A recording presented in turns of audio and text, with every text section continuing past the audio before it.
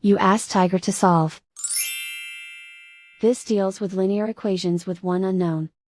The final result is n equals -5. Let's solve it step by step.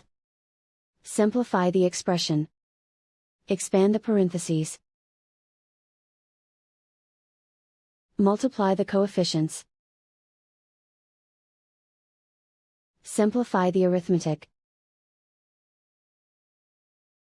Group like terms. Simplify the arithmetic. Swap sides.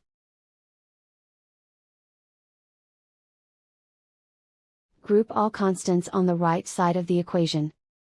Add 11 to both sides. Simplify the arithmetic.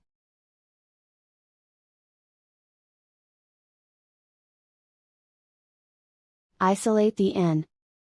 Divide both sides by 15. Simplify the fraction. Find the greatest common factor of the numerator and denominator.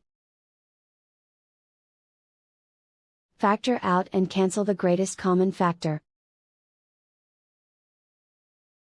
And so the final result is n equals -5.